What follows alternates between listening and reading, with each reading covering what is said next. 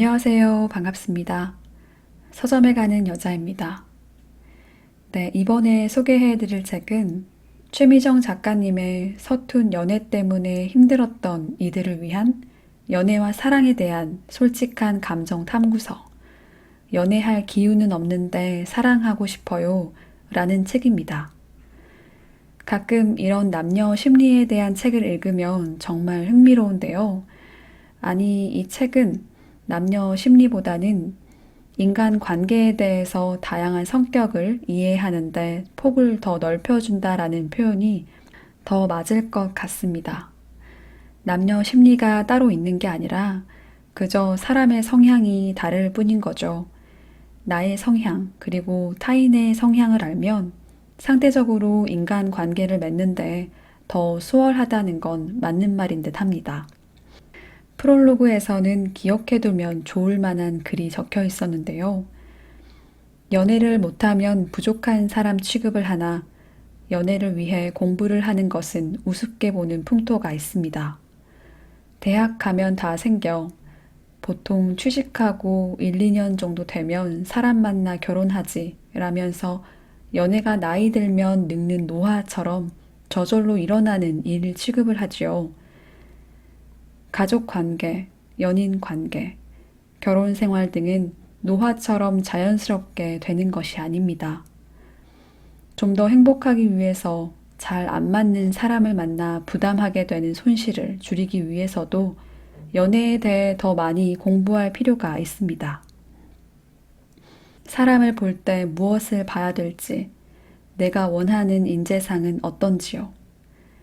이는 상대에게 나는 어떤 사람일지, 혼자가 아닌 둘의 행복을 위해 나는 무엇을 할 수 있는지 등등 진정 나를 알아가는 공부이기도 할 것입니다. 이 책에서도 요새 유행하는 MBTI가 나오는데요. 상대가 외향형인지 내향형인지 사고형인지 감정형인지 하는 것들을 알면 만남에 도움이 되는 것은 자명합니다. 그런데 이 MBTI가 시중에 나오는 인터넷으로 검사하는 건 기관에서 직접 검사하는 것보다 정확도도 훨씬 떨어진다고 해요. MBTI를 견주어 봐서 성격이 비슷한 사람을 만나든 정반대의 사람을 만나든 다 각자 장단점이 있는 것 같습니다. 44페이지에 이런 글이 적혀 있어요. 모든 면에서 노력 없이 다 맞을 수는 없습니다. 수십 년간 찾아 헤맨다 해도 나와 완벽하게 잘 맞는 사람을 찾는다는 보장은 없습니다.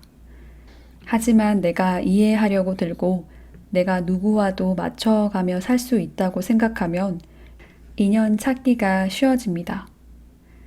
연인을 바꾸려 들기보다 내가 공부해서 이런 유형의 사람이라 이렇게 생각하는구나 하고 이해하는 편이 더 서로에게 좋은 관계를 지속시키는 힘이 되는 것 같아요.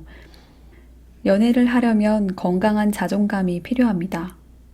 이 책에서는 똑똑한 연애를 위한 자존감 고양 프로젝트로 하수편, 중수편, 고수편, 그리고 응용편으로 나뉘어 보여주고 있었어요.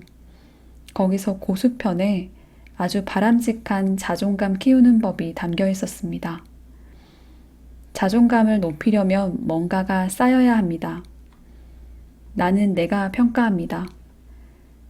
남의 평가에 연연하면 남이 알게 해야 되기 때문에 구차해지기 십상입니다. 상대가 고마워하든 말든 나는 도와줬으니까 훌륭한 사람이다. 고마워할 줄 모르는 것은 그 사람 사정이고 내가 그 사람 인성이나 예의를 어떻게 할 수는 없으니까. 아무튼 난 잘했어 라고 생각하고 끝내야 합니다. 스스로 자신을 제3자처럼 보는 힘을 메타인지라고 합니다. 스스로 자격지심을 느끼고 있다는 것을 인식하는 메타인지 능력이 늘었다는 것은 정말 훌륭한 일입니다. 30대에 연애를 하면 그 연애의 당사자가 먼저 말을 꺼내지 않아도 주변에서 결혼이라는 단어가 먼저 나옵니다. 연애 다음엔 결혼, 그 다음엔 출산, 육아. 다양한 삶의 방식이 있지만 대부분 그렇게 살아가고 있기에 거리낌 없이 물어보는 질문입니다. 이 책에서 공감되는 게 그거였어요. 35세가 넘어서 아이를 낳으면 노산이다 하는 말들. 저는 이 말을 20대 후반부터 들었었는데요. 언제 들으나 불편한 여러 가지 말들은 시간이 갈수록 꼬리표처럼 따라다닙니다. 언제 결혼하지? 아이는 언제 낳아? 끊임없이 단계가 정해져서 이런 목표를 세우게 돼요. 누군가와의 만남도 게임 클리어하듯 다음을 생각하기보다 그냥 지금 이대로가 좋다 라는 생각을 하고 있는 게 더 정신 건강에 이로운 듯 합니다.